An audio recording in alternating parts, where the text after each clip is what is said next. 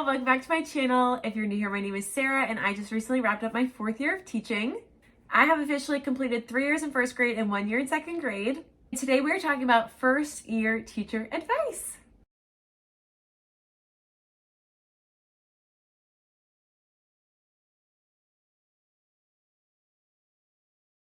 It honestly feels like I was just a 1st year teacher, so I always try and share tips and tricks while it's still fresh in my brain. Today I have about 12 tips for 1st year teachers, so whether you have your first classroom or not, these tips will apply to you. And I'm just here to also offer a word of encouragement. So if you are going to be a 1st year teacher and you're still struggling to find a job, it is okay. It can be really stressful to land your first job, but just know that you are an amazing teacher and that the Lord will put you in the right place. I'm going to be sharing a lot of tips that pertain to before you even step foot into your first classroom. So if you don't have a classroom yet, these tips will still be helpful. Starting with a tip, something that I wish I had known as a 1st year teacher, you do not have to break the bank on school supplies. That is right. I would hold out to the best of your ability before you get your first job on buying classroom supplies, like student classroom supplies. And what I mean by that is like pencils, glue sticks, markers, erasers, pens, all that kind of stuff. Not only is there probably going to be a budget for you as a teacher to get materials for yourself, but more than likely there is going to be a way for you to have student provided materials and you won't have to pay for them out of pocket. Your school might provide them for students. Your students might be required to bring them in for themselves. If you're taking over from somebody's prior classroom, that teacher might have left you a ton of extra school supplies. All that being said, there are so many things that as 1st year teachers we want to buy, like books, decor, all of that. Do not waste your money on school supplies because more than likely your school or the students will have to bring them in. And with that, things that you're going to use like sticky notes and flare pens and all of that stuff, a lot of schools will also give you either a budget to buy that for yourself or their grade level team leader would have already ordered you those supplies from the year prior and will have them waiting for you in your classroom.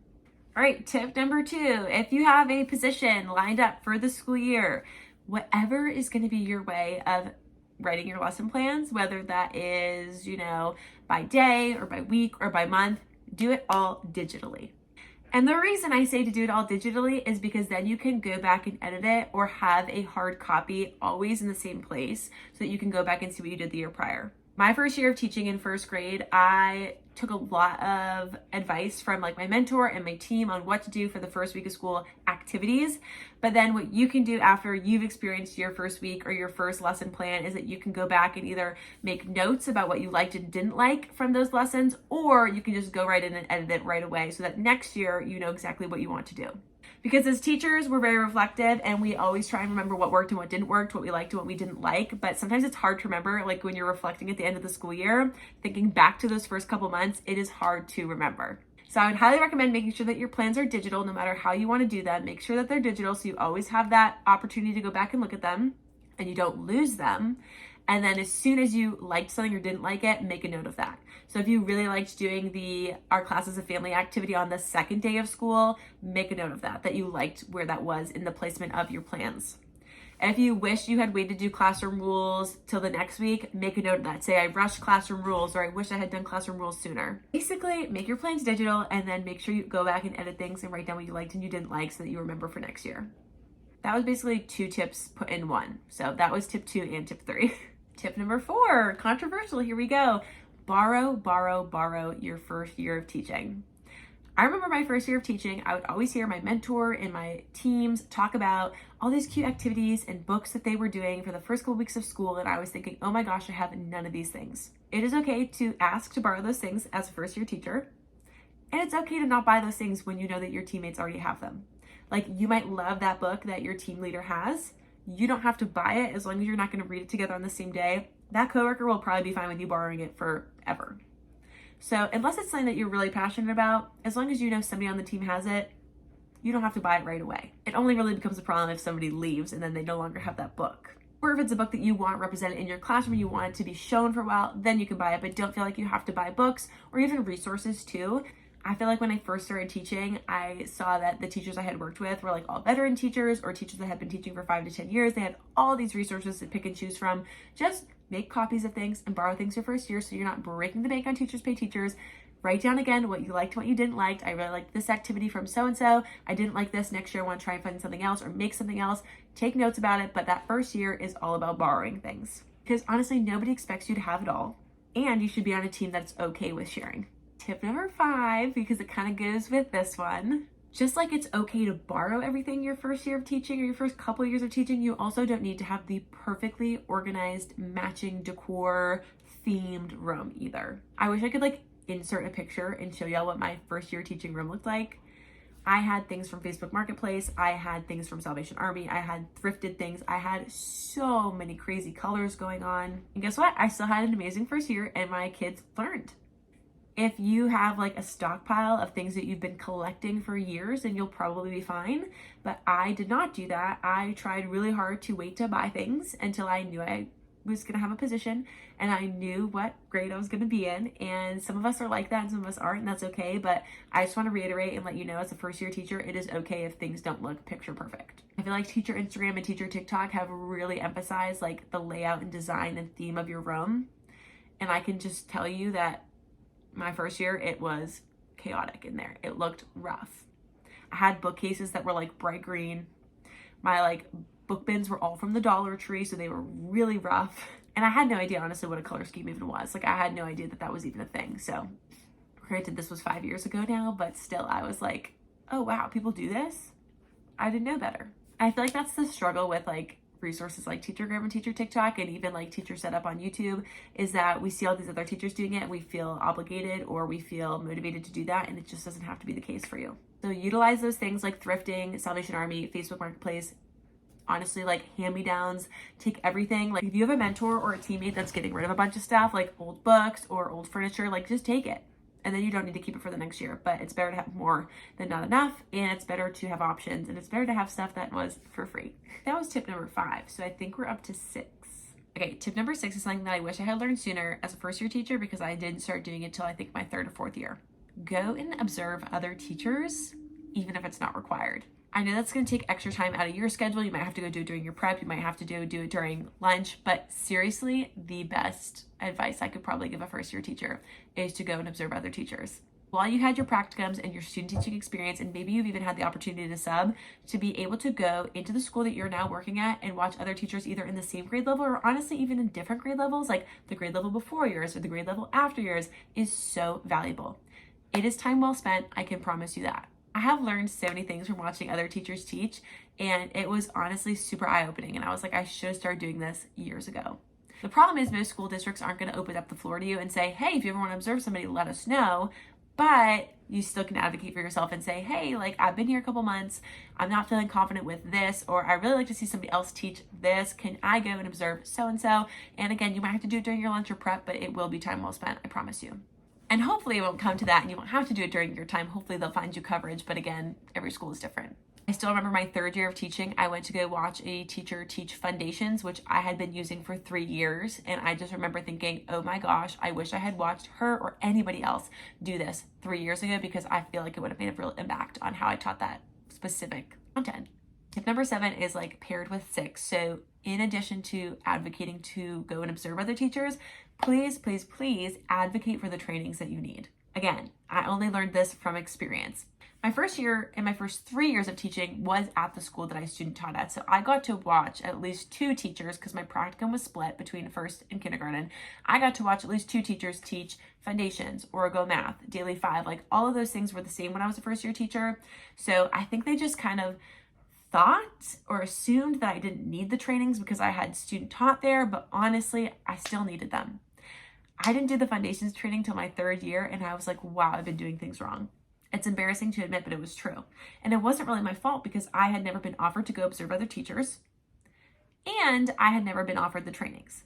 So if I could go back, first year Sarah would have asked, hey, I want to get trained in Origo math. I want to get trained in Project Read. I want to get trained in foundations, because I think it would have made a huge difference on my level of understanding the curriculum that I was using. Again, hopefully your school is good about this. I will say my 2nd school was much better about it. I remember asking to be trained on certain things and then them offering to let me go and observe other people. So they were a lot better about it, but still not everybody's district and experience is going to be the same. So that would be my tip, is to make sure that you are advocating for the ability to go and observe other teachers, and you're advocating for the trainings that you need, because you do need them. Next up, I'm going to say tip number 8 is a tip kind of geared towards like your mental sanity. I feel like so much of teacher talk and teacher gram is teacher burnout and how to avoid it at all costs. And I will say that I have struggled with this in years past, but it's never really been due to the amount of work that I had on my plate. It was more of just like external factors or student behaviors or just not feeling like super comfortable in the place that I was working. But that being said, here is a tip that I think will help you avoid burnout your first year of teaching. Tip number 8 is do not dive in head first into extracurriculars that your school provides just because it's something that you would want to do down the road. I feel like as a first year teacher, I thought I had to offer to do all those things to like be relevant and to look like a great employee and to really go over the top and like make myself look great. And it's just not true. I used to be the kind of person that in high school and college, I was super involved. I did drama, I did student council, I did sports all 3 seasons. Like I was wicked invested. Wicked, that was such a Massachusetts thing to say. I was super invested in all the extracurriculars that my schools had to offer. And then I became a first year teacher and I thought I could never do anything more than what the bare minimum is. I was just so stressed about being a first year teacher and wanting to do the most for my students and wanting to get acclimated to the new school that there were so many things that they would reach out like, hey, we're looking for somebody to do before school and after school care. We're looking for somebody to do coaching. We're looking for somebody to do like the Lexia program or tutoring. Your school will have an abundance of things that they will need help with, and you will feel obligated because you're a first year teacher, or if you're a people pleaser like me, or you just enjoy extracurriculars and helping out and like being involved, you will want to do those things. My piece of advice is just to maybe wait till your second year. Those opportunities will still be there, and you need to put your mental health first, your first year of teaching, because it is a lot. Because I am a people pleaser, I felt like there were certain things that I had to offer to do just because I wanted to be a good employee, and that just isn't true. All right, tip number 9 has to do with classroom management. You knew we were going to talk about this. This is like literally the buzzword of buzzwords when it comes to being a first year teacher and just a teacher in general. So tip number 9 from me personally is to go back to those routines, procedures, and expectations more than feels necessary. There have been years where I drilled it and I'm glad that I did. And then there were years where I slacked off a little bit and felt like, oh, they're older. Like, oh, we've been in school so long, they know. And you don't review and refresh as much as you thought you needed to. Don't review and refresh as much as you should. And then all heck breaks loose. So something that I use to keep me grounded during those first 6 weeks of school is the book, The First 6 Weeks of School by Responsive Classroom. It is an absolute must if you're a first year teacher to read through, and it's not a hard read. So I would definitely grab that or put it on your Amazon wish list because it helped me a lot my first year of teaching, and I always go back to it every single year. That first 6 weeks of school, based on what Responsive Classroom says, is supposed to be all about routines, procedures, expectations, review. Really setting up your classroom community and deciding and establishing what you want it to look like, sound like, feel like, etc. And you do that with your students. So while there is some groundwork that you can do before you're a first year teacher and while you're getting ready for your classroom on what you want and expect, you do have to kind of create those norms with your students.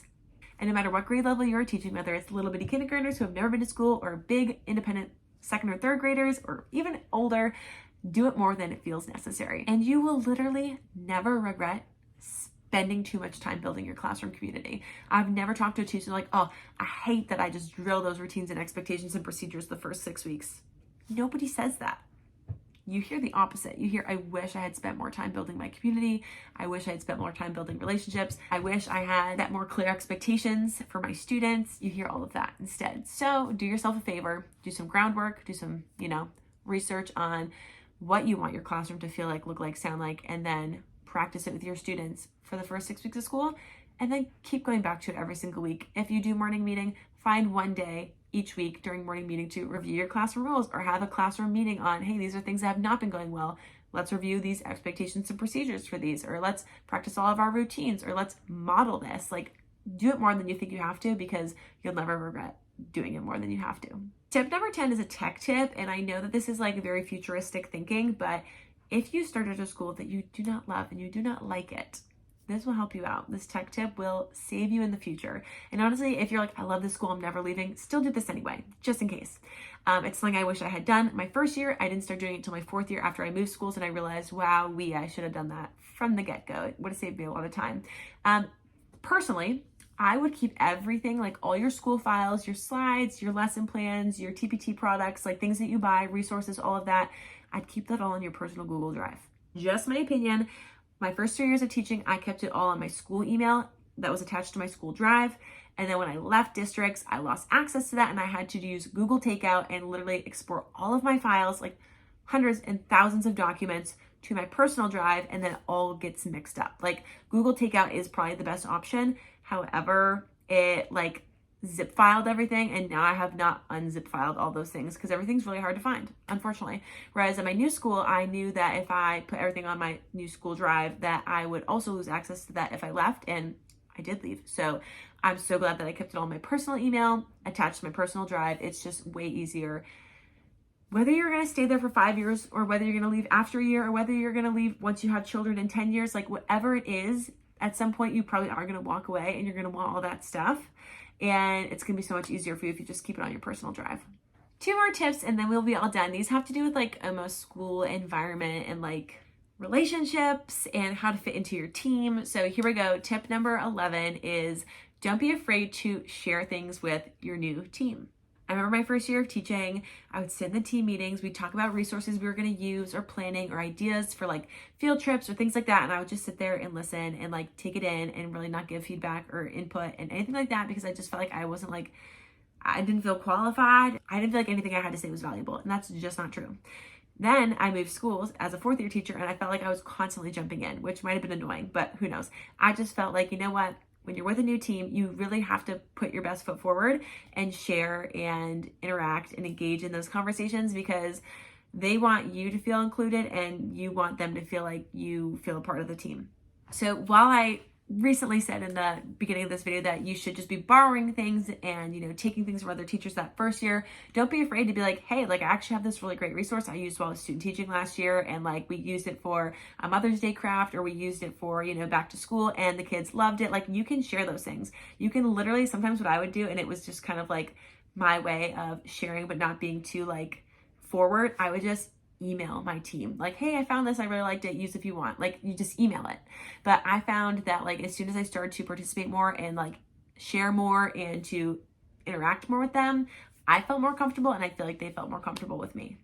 Or if it's not resource related and you're just like, hey, I think we're gonna do like a scavenger hunt like the first week of school. Does anybody else's class want to do it with us? Or hey, we're doing a movie day next week and we're gonna watch this movie. Does anybody's class want to join us? Or things like that. Like maybe you did an activity in your class and it went really well and you have extra copies, offer it to somebody on your team.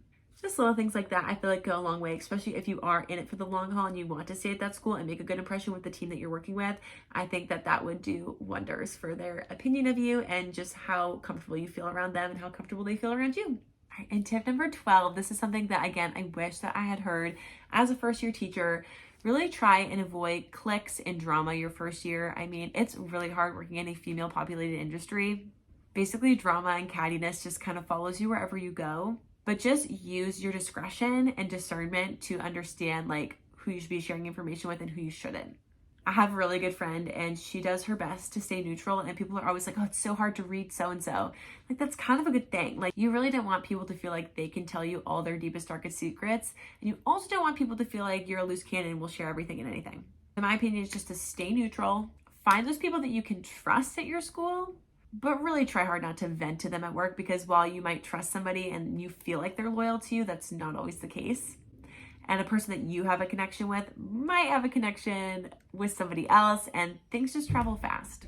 I still remember my 3rd year of teaching. I was very confident in the people that I was confiding in that I was leaving my school, and the principal found out before I could tell her that I was leaving. And that didn't look good or feel good on both ends.